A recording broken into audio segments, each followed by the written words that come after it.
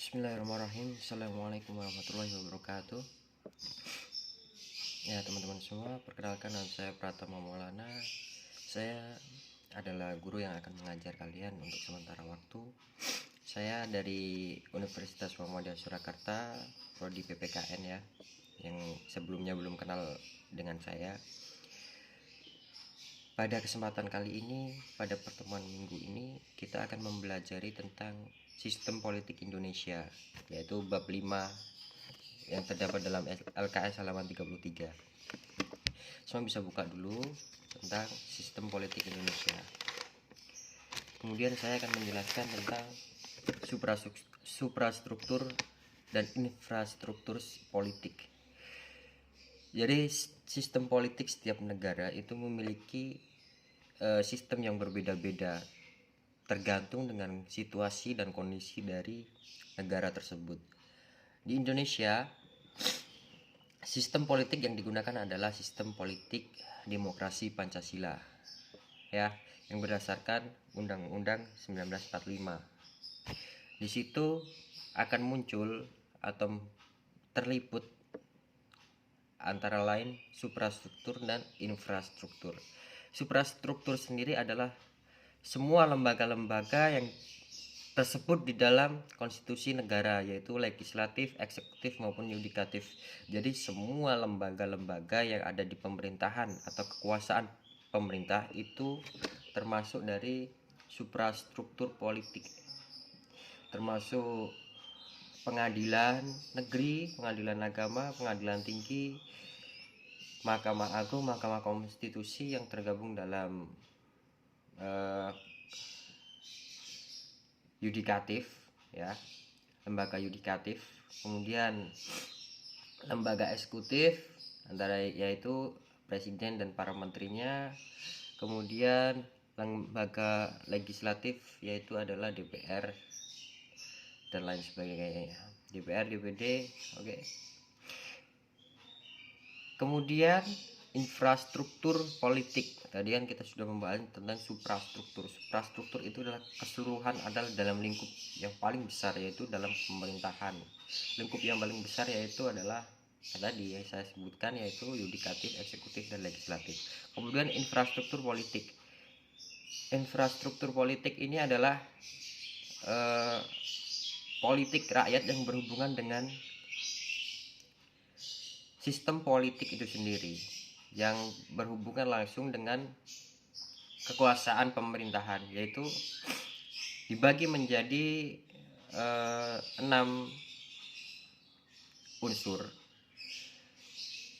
Yang pertama adalah partai politik, yang kedua adalah kelompok yang berkepentingan, yang dibedakan lagi menjadi 4, yaitu interest group association, 2 interest group institutional, yang ketiga interest group non asosiasi, yang keempat interest group endemic. Saya akan menjelaskan tentang secara singkat. Yang pertama adalah interest group asosiasi, yaitu adalah kelompok khusus yang didirikan untuk memperjuangkan kepentingan-kepentingan tertentu dalam masyarakat, namun masih mencangkup bidang yang luas. Interest group asosiasi ini mencangkup struktur dalam masyarakat yang dibentuk dalam rangka memperjuangkan kepentingan dari masyarakat ya. Jadi tidak secara resmi atau formal, itu bukan sebuah lembaga, tapi adalah struktur yang dibentuk oleh masyarakat itu sendiri untuk memperjuangkan kepentingan masyarakat itu sendiri. Kemudian interest group institutional, yaitu kelompok yang terdiri atas berbagai kelompok manusia yang berasal dari lembaga. Dari lembaga-lembaga, ketiga lembaga yaitu eksekutif, yudikatif, dan legislatif, itu akan ada atau muncul anggota-anggotanya. Anggota-anggotanya tersebut adalah interest group institusional yang dimaksud dalam poin B, angka kedua. Kemudian yang ketiga adalah interest group non asosiasi, yaitu kelompok yang tidak didirikan secara khusus dan kegiatannya juga tidak dijalankan secara teratur, tetapi aktivitasnya hanya terlihat apabila ada kepentingan masyarakat yang diperlukan dan mendesak. Interest group non-associasi adalah sekelompok masyarakat yang tergabung dalam satu kelompok,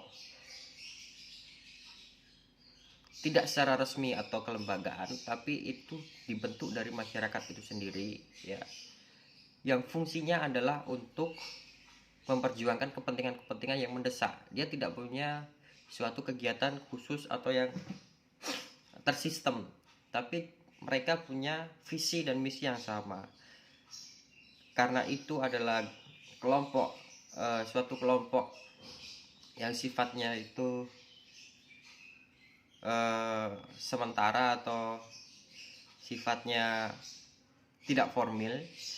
Dia berfungsi ketika dia dibutuhkan saja atau dalam situasi mendesak atau urgent. Kemudian interest group endemic, yaitu kelompok yang diadakan secara mendesak dan tidak bernama, secara mendesak atau mendadak dan tidak bernama. Sama seperti interest group non association, tapi ini belum diadakan sama sekali atau belum diadakan kecuali ketika ada suatu kepentingan yang mendesak. Jadi kelompok yang ketika ada suatu masalah itu baru dibentuk. Jadi kalau bedanya dengan interest group non association, itu sudah dibentuk beberapa waktu yang lalu, kemudian itu berjalan terus menerus tetapi tidak memiliki kegiatan aktif atau masif. Tapi kalau grup anomik itu dibentuk secara mendadak seperti itu. Kemudian infrastruktur lainnya yaitu adalah kelompok penekanan, yaitu adalah satu institusi politik yang dipergunakan oleh masyarakat untuk menyalurkan apresiasi dengan tujuan untuk mempengaruhi juga membentuk suatu kebijakan pemerintah. Kelompok penekanan ini adalah kelompok-kelompok yang ingin memperjuangkan suatu kepentingan dari masyarakat, menyalurkan apresiasi. Contohnya adalah kita sebagai rakyat ingin menyalurkan apresiasi, kita melakukan penekanan dalam bentuk kelompok. Kita membentuk kelompok karena misalnya ada undang-undang yang tidak sesuai dengan kebutuhan maupun dari urgensi di masyarakat, maka kita membentuk suatu kelompok untuk menekan agar pemerintah itu mengeluarkan kebijakan sesuai dengan apresiasi maupun situasi dan kondisi dalam masyarakat. Contohnya undang-undang ketenagakerjaan yang akan diganti dengan Omnibus Law.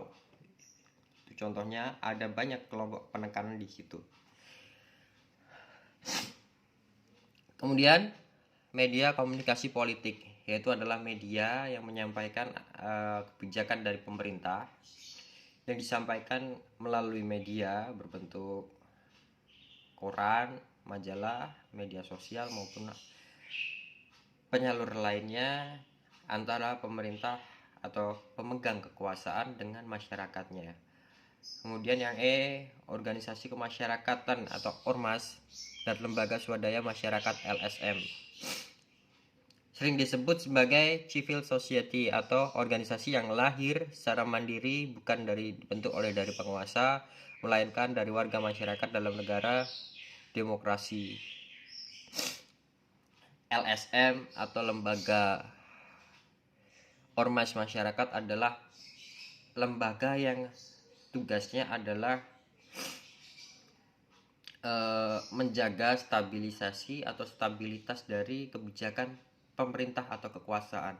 Jadi ketika ada suatu hal masalah ataupun kebijakan-kebijakan yang menyimpang dari undang-undang ataupun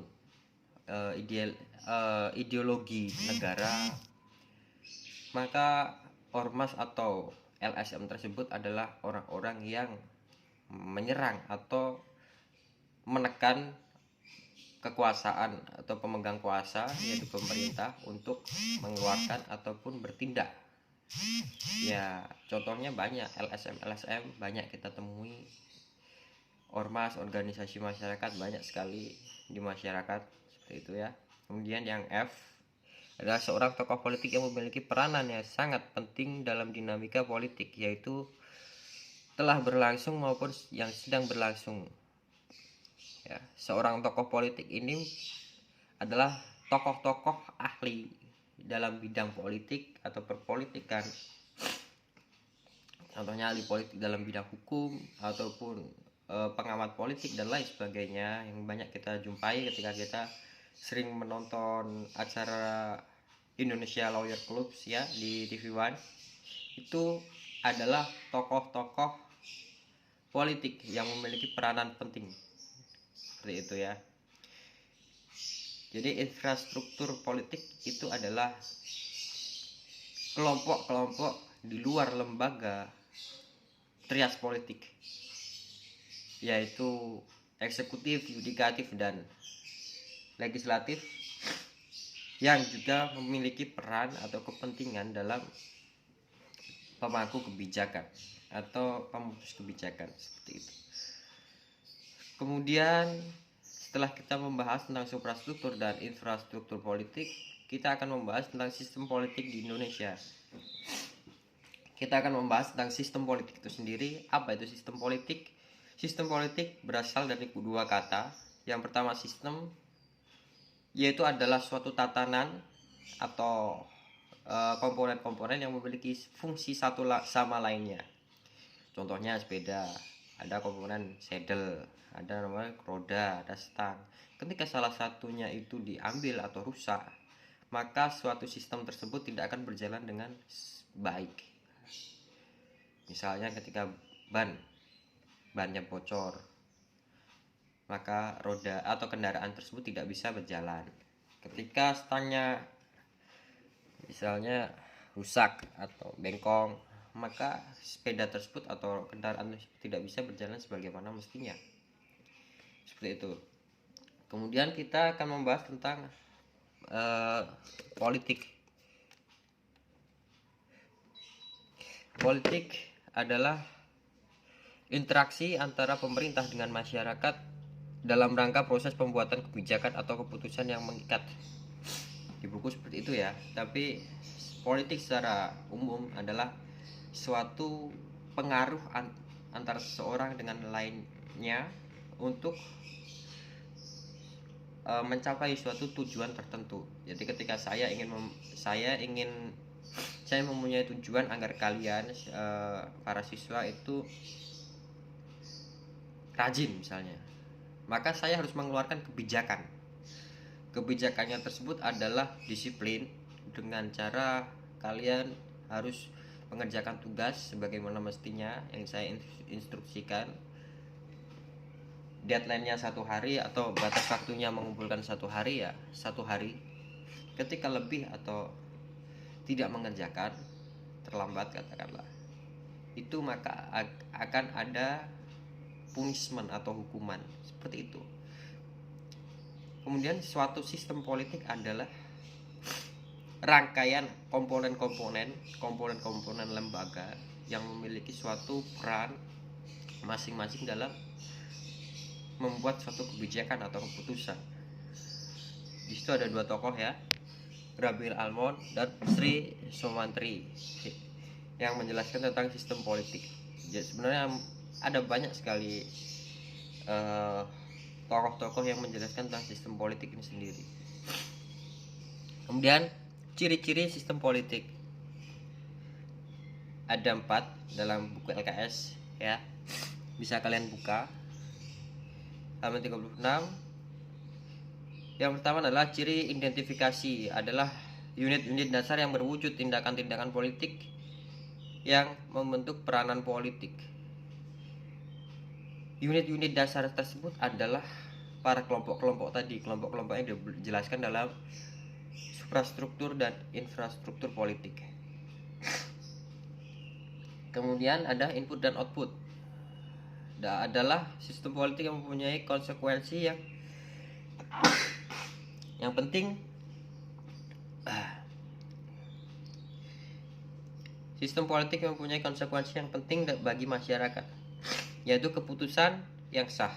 Konsekuensi tersebut adalah output. Agar sistem yang berlangsung diperlukan input. dan melalui proses transformasi mengubah input menjadi output. Contohnya, ketika seseorang ingin mencalonkan bupati ya, itu akan ada inputnya dari permasalahan-permasalahan dari masyarakat. Kemudian permasalahan-permasalahan itu dikelola oleh calon bupati tersebut, dimasukkan dalam database permasalahan. Kemudian dalam database permasalahan, ketika seseorang itu menjadi seorang bupati, maka seseorang tersebut akan memproses atau mentransformasikan dalam bentuk kebijakan agar permasalahan-permasalahan tersebut bisa selesai dengan baik. Yang artinya keputusan tersebut menjadi output dari input permasalahan yang masuk, seperti itu. Kemudian yang ketiga adalah diferensial, adalah suatu sistem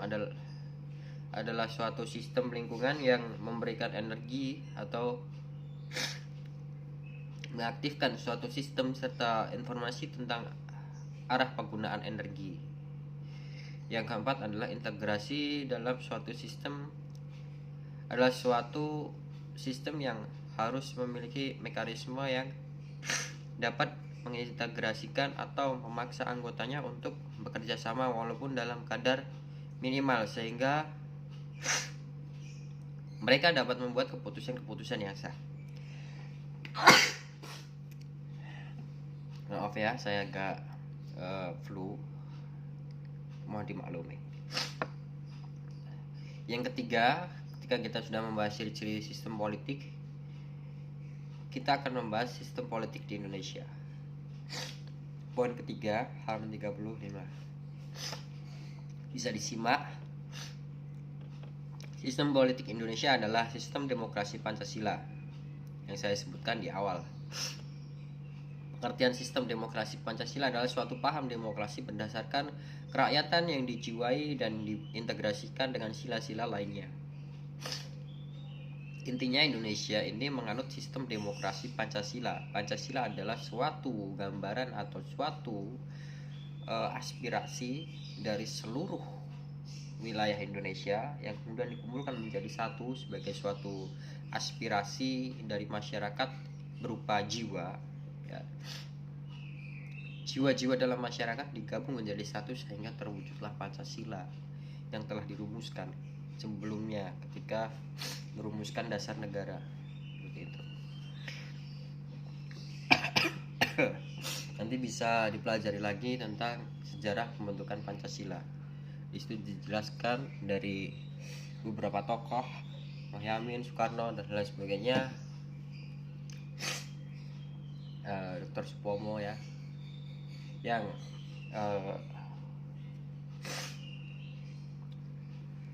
memberikan suatu ideologi ya berupa sila dari seluruh jiwa wilayah Indonesia, kemudian dirumuskan menjadi satu, yaitu Pancasila, seperti itu. Kemudian kita masuk ke demokrasi Pancasila. Ciri-cirinya adalah bisa dibaca sendiri ya, dari poin A sampai poin G. Kemudian menganut beberapa prinsip yang dimaksud sebagai berikut. Prinsip-prinsip dalam demokrasi Pancasila yaitu persamaan, keseimbangan, pelaksanaan kebebasan, mewujudkan rasa keadilan sosial, pengambilan keputusan dengan musyawarah, mengutamakan persatuan nasional, dan menjunjung cita-cita nasional. Kemudian yang keempat adalah peran serta masyarakat dalam sistem politik.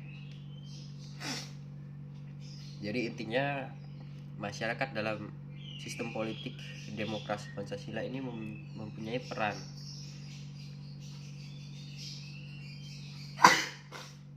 seperti memberikan aspirasi atau suatu pendapat melalui interest group tadi yang saya jelaskan dalam infrastruktur politik, dalam bentuk interest group maupun kelompok-kelompok yang lainnya dari partai maupun media dan lain sebagainya. itu adalah suatu bentuk dari demokrasi. Kemudian bentuk realitasnya adalah seperti memberikan suara dalam pemilu, terlibat kampanye, diskusi politik, dan lain sebagainya. Dan tugas dari pertemuan minggu ini adalah kalian membuat 10 soal sama seperti minggu lalu dari bab 5 tentang sistem politik Indonesia. 10 soal dan jawabannya. Kenapa saya memberikan tugas seperti itu? Karena dengan kalian itu membuat soal, kalian akan membaca materi-materinya dan kemudian menuliskan kembali. Karena membuat soal itu nggak mudah gitu loh. Jadi kalian membuat soal mencakup dari materi bab 5 tentang sistem politik Indonesia, kemudian kalian jawab sendiri. Ya, bisa dipahami. Nanti kalian kumpulkan ke saya seperti biasa di WA saya. WA saya sudah dicantumkan oleh Pak Erwin ya. Ya, mungkin cukup sekian. Nanti apabila ada pertanyaan atau diskusi lebih lanjut bisa melalui PC atau WA saya, WA pribadi. Apabila ada yang ingin ditanyakan, silahkan ditanyakan melalui WhatsApp saya. Cukup sekian. Wassalamualaikum warahmatullahi wabarakatuh.